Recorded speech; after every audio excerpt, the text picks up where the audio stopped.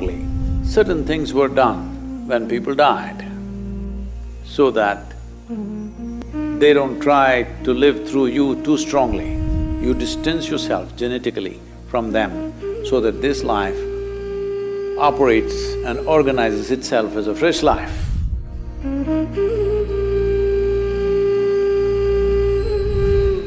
Well, it is Mahalaya Amavasya in the next few days. This is a time of the year where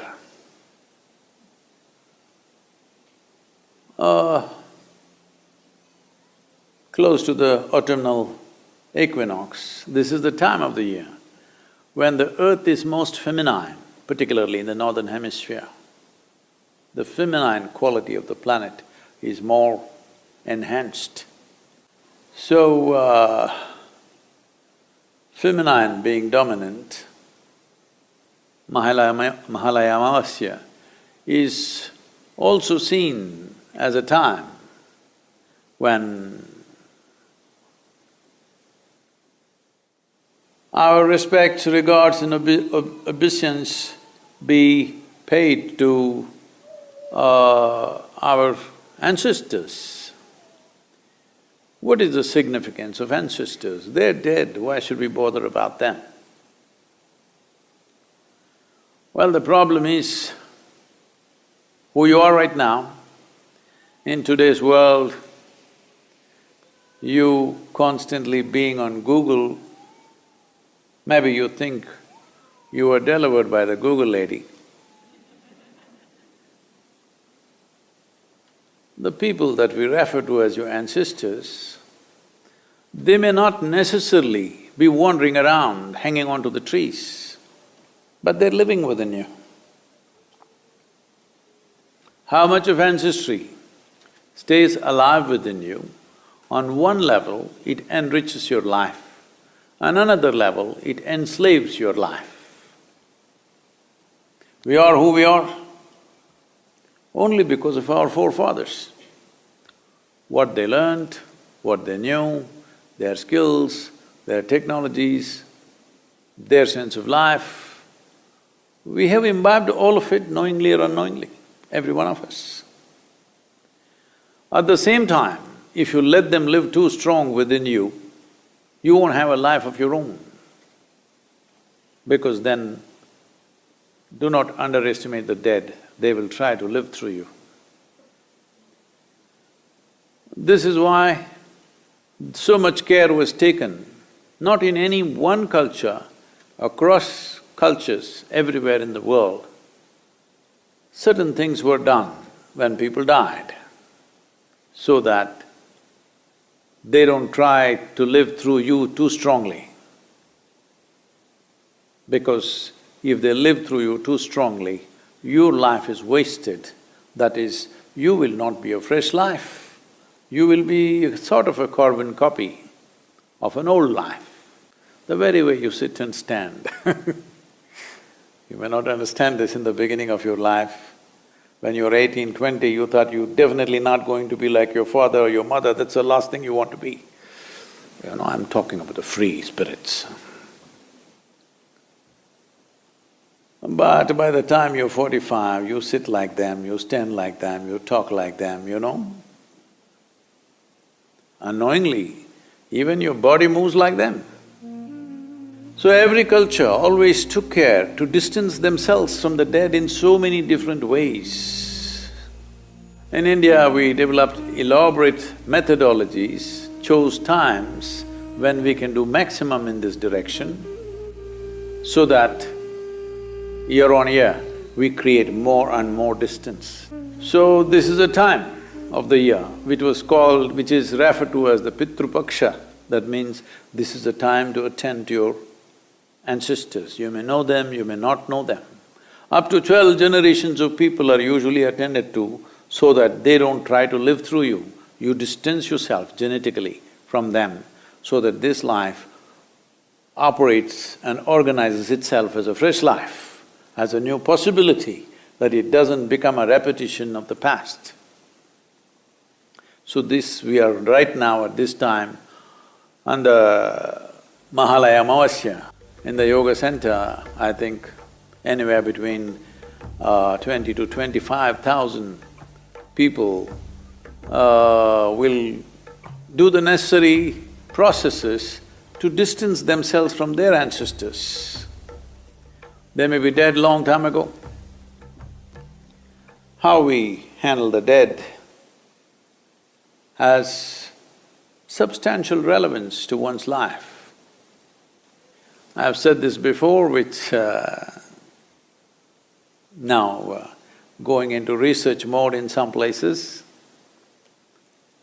because what you observe with life is no more research. You have to observe the lab rats, whether their ancestral behavior has influence on them. Only if it's true for rats, it's true for you. Rat race, you know. Well, even among them, it's been noticed that one experiment, I think this happened in the Emory University, if I'm right, or I could be off in terms of university, some premier American university for sure. They made this small experiment where a bunch of rats were given nice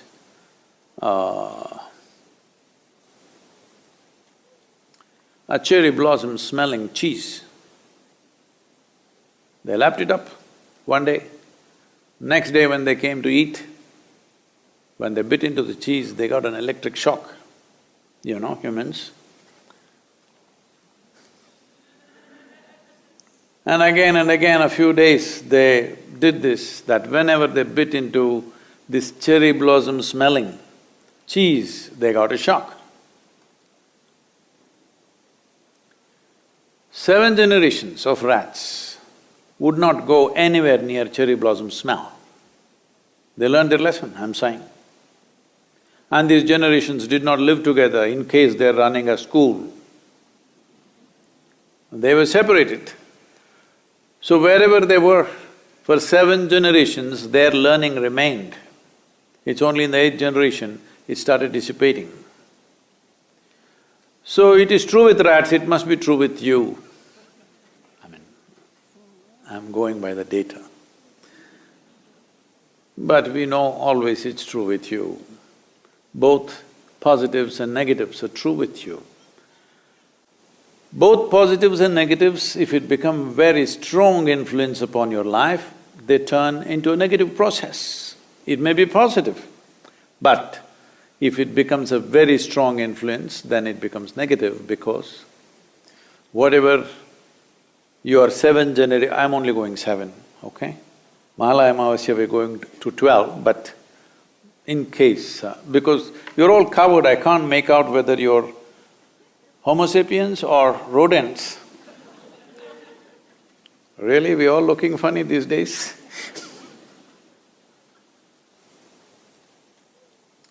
So, generations of people that we have lost, probably we do not know them, we don't know their names, we have not even seen their pictures, but they're living through us.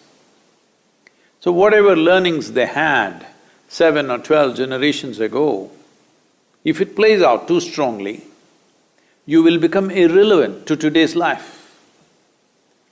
So you have a fear of cherry blossom, may not mean anything today, but it continues within you.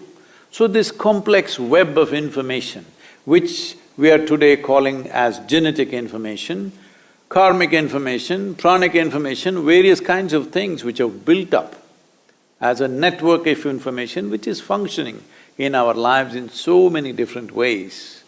Some of it has been accessed and researched by scientific modern research. Many, they know it is heading in that direction, but you need funding to come out with results, so it is being postponed. But we know this has influence. Especially societies which don't handle their dead properly, in those societies, the most vulnerable population will be adolescence. From 0 to 8 years of age, children generally have a kind of a protection and an immunity from the ancestors. They be their own thing, but between 8 and 18, the influence of unattended ancestral, for lack of words I'm using, their spirit or their memory plays havoc with adolescents. So a society where adolescents suffer most, it's the best part of your life in many ways, but they suffer most,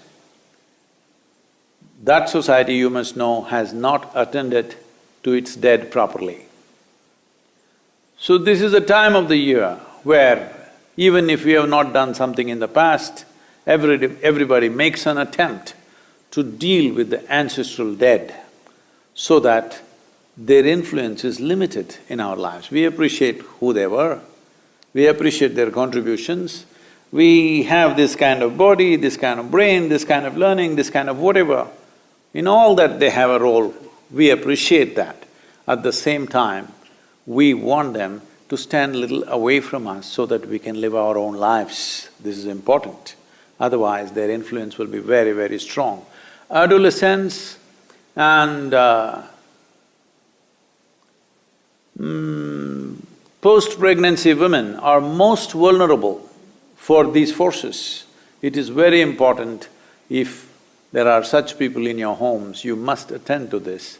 So Mahalaya Amavasya is that day